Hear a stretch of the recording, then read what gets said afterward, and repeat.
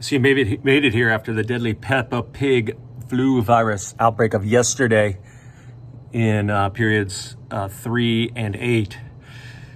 I'm a little worried about my fourth period kids today. They might be exposed. Let's do the Bellringer.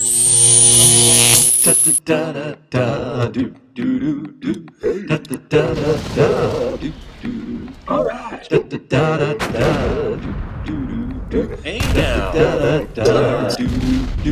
Mr. Kovacs class. It's Mr. Kovacs class. You might learn a ton. It's Mr. Kovacs class. He's interested too. It's Mr. Kovacs class. And he's super cool. It's Mr. Kovacs class. I hope I don't come down with the Peppa Pig virus. Ooh. All right, so one of the key things, of course, we've been talking about through a membrane, right? Movement through a membrane. Cell membrane, which is a phospholipid bilayer. Okay, so I'm just going to review what goes through. Things that go through the bilayer easily are small hydrophobic molecules, right?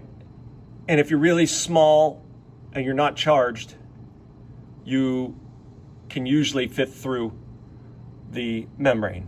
If you're large, you usually can't fit through, so you have to have a facilitated transport. And if you're charged, like one of these ions, you usually can't, you bounce right off the surface, even though you might be small. All right, so yesterday in your Bellringer, that Regents question was, why did A diffuse but B not? Well, here's the possible answers. B could have been a like urea or glycerol. B could have been large, too big to fit through. That's the answer most people gave. They got it correct. Or B could have been charged, and therefore couldn't be passed through. Okay, so those would be your choices. Obviously, A would have been small enough to go through. It's either small and uncharged, or facilitated. Of course, if you want to go against a gradient, it's not diffusion. We call that active transport and requires energy. Hey, I want to join you guys, but the concentration gradient's not in my favor. See, there's one little triangle guy on that side. There's more on this side. These guys would want to flow that way for diffusion, but he wants to get in against the gradient. Bro, hold on, we'll fire up some ATP and actively transport you through this here carrier protein. Right? It needs energy, and I don't know why I decided to draw energy in the form of, it looks like a bundle of dynamite. That seems a little bit too destructive. Sorry. But that's active transport. All right, so we're studying the immune system, and there's two types of immunity. There is what we call innate. Means like you already have it, you know it. And then there's adaptive, which means it can change. The word adapt, to change. Innate and adaptive. So let's take a look at the difference of them, and then we'll get into today's class. Innate immunity. Innate immunity is, we studied this yesterday. That's the Judge Dredd, right? He goes around, hey, buddy, show me your antigen. And the cell flashes their ID card or antigen. And if it doesn't fit, he gets destroyed, right? Get in my belly. If it does fit, he says, move along, you're perfectly fine. Okay, that's called innate immunity. It's a very general response. If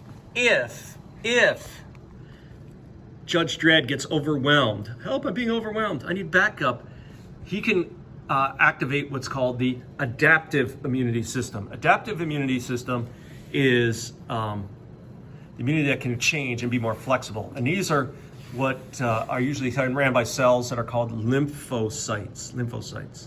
There are two types of lymphocytes. There are T cells. They are the terminators. What makes them a terminator and not a Judge Dredd is that terminators are only looking to take out one thing. T cells are specific. They only kill one thing, right? If you have T cells to kill strep, that's all they can kill. You can throw 1,000 meningitises at them, but if they only kill strep, they're not going to kill meningitis. A macrophage can kill everything. And then the other lymphocyte that's involved are the B cells. I kind of call them the Batman of cells because they usually win by outsmarting their opponent. Right? And the way B cells work is by making what are called antibodies. Antibodies are proteins that stick to the surfaces of pathogens right on the cell membrane. And it activates the pathogen. It makes the pathogen, sometimes makes them stick together so they can't move, sometimes debilitates them. Anyway, it makes it easier for both the T cell to find them and kill them, and for macrophages to find and kill what they need to kill, right? That's kind of slows down the riot. And so that's adaptive and innate immunity, right? Innate immunity, you're born with. Adaptive immunity you have to build over time, right? How do you build it? By being exposed to pathogens. You actually start with adaptive immunity by getting, antibodies from mom if you were a breastfeeder, right? But as you get older, you develop adaptive immunity by being exposed to pathogens. You can either be exposed to live pathogens, right?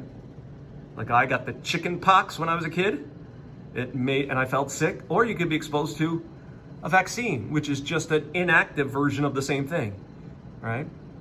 You get the vaccine for chicken pox, which you've all had. You were exposed to what the virus looked like, and you made antibodies for chicken pox.